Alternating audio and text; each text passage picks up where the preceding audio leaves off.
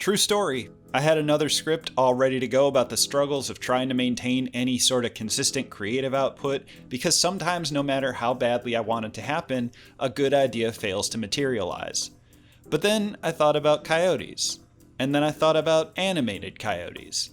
And then I got sad and knew it had to be done. This is The Mouthful. I am Bravado, and there's a question that needs an answer.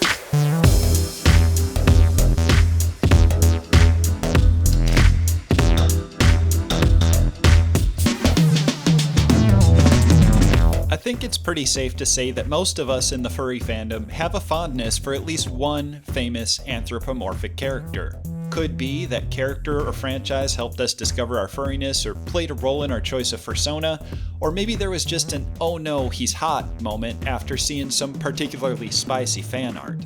I ain't here to judge because believe you me, I can relate. I mean, I am here to judge, but not that. The point I was trying to make is that the abundance of anthro characters in mass media means that there are so many examples of the animals we love as imagined by a wide variety of professional artists. And it's really fun to see what these folks come up with because they often approach them with different sensibilities than we do here in furry, but it's also risky.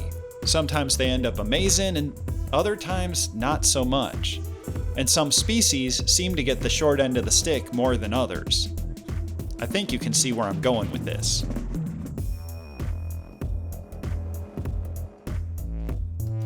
The current state of coyotes in animated media is pretty bleak.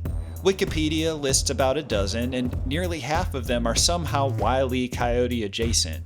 The rest are not particularly well known here in 2021, which isn't to say that they're bad, just that no matter how good they may be, they're far overshadowed by the Wile E conglomerate.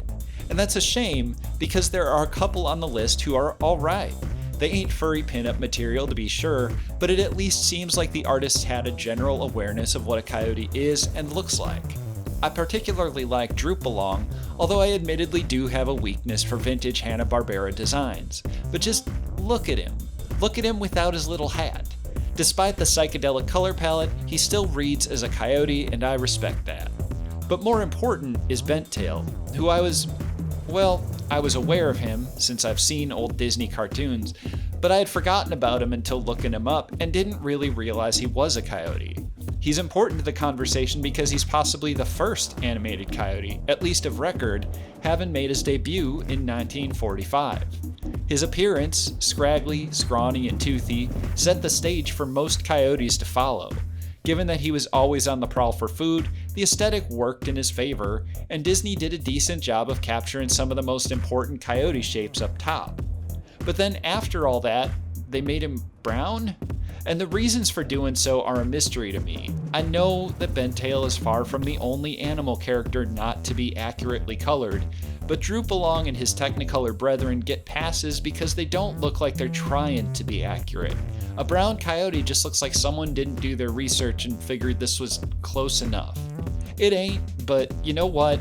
Disney tried, and for a first attempt, he's pretty okay. Also, he's a dad, so he deserves a break.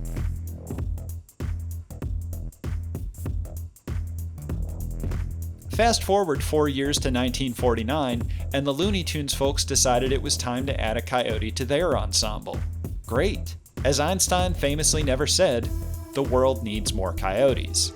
But I guess the budget over at Warner Brothers prevented them from doing any research into what a coyote actually looks like, because instead they just seemingly used Benttail as a reference and called it a day.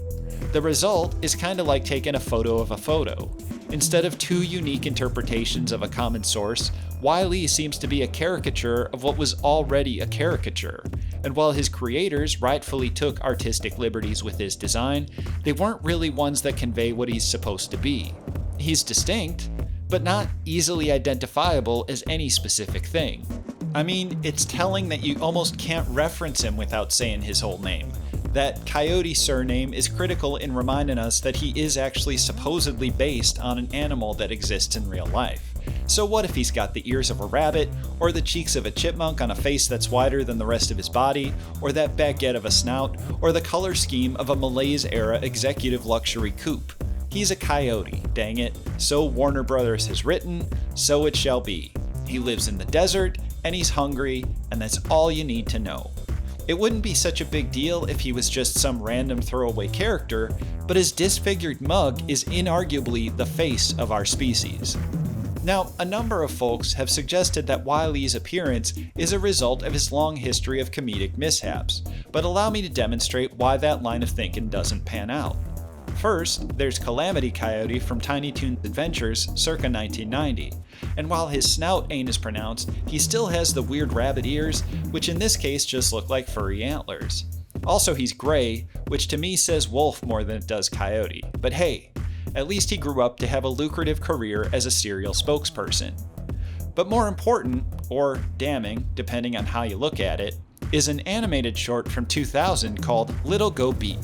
Not only does this give us a look at a very young Wile E. Coyote who we see has indeed just always looked like that, our introduction to his father, Cagey Coyote, a skilled hunter, proves that those traits are not a fluke. This is just how coyotes look in the Looney Tunes universe. Now, as a side note, I want to make it clear that this ain't a criticism of Wile E. as a character. While I don't personally have much interest in the Coyote-Roadrunner dynamic, it's a fine setup even if it is unrealistic because coyotes are faster than Roadrunners. Maybe Wile's huge dumb face creates so much drag that he can't reach his top speed and has to resort to more creative methods. I don't know. The point is, we coyotes have been done dirty for too long, and it's time to fix it.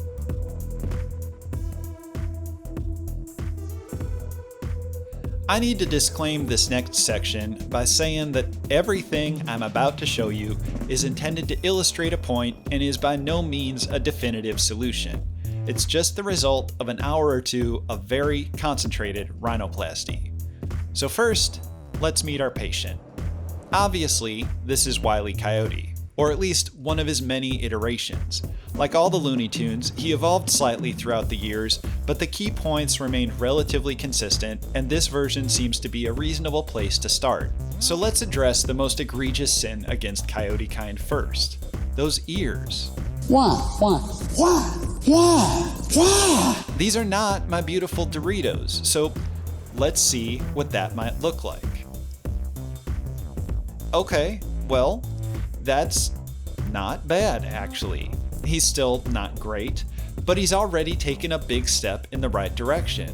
Just changing the ears alone makes him decidedly more canine, even if his specific pedigree remains a mystery. Now, I'll admit that the scale here doesn't look quite right because the rest of his face is so exaggerated, but I think that can partially be remedied by giving him some nice defined points and shrinking those cheeks just a bit. And the thing is, we don't have to sacrifice his scraggly nature to make this work. But one other thing I would like to see adjusted a bit is that snoot, because right now it's kind of leaning into rat-like territory. No offense to rats, of course. I know y'all don't have it that great either. But let's just get rid of maybe one little chunk and give him a bit more of a canine nose. Okay. I know that I made this, so there's probably some creator bias or maybe Stockholm Syndrome going on here, but I actually kinda like him now. But we're not done. Let's finish this up with some gentle adjustments to that color scheme. I think his accent color would actually work decently well for his body, and then we can bring in a lighter tan to replace it, so let's see what that looks like. Well, that definitely reads more like a dog you'd find in the desert, but I'm willing to concede that it's maybe a bit too neutral. Even so, I think it's more weird to look at because it's so different from what we're used to. But what if we did add a few final touches to really coyotify him? Alright!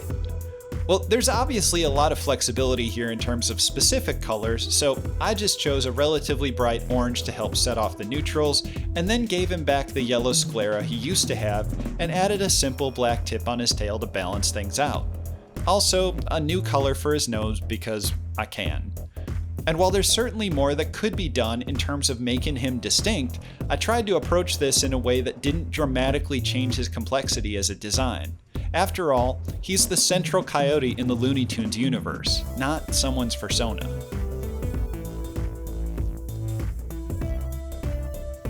So that's it. We fixed Wile Coyote, and now I and fellow coyotes everywhere can breathe a collective sigh of relief.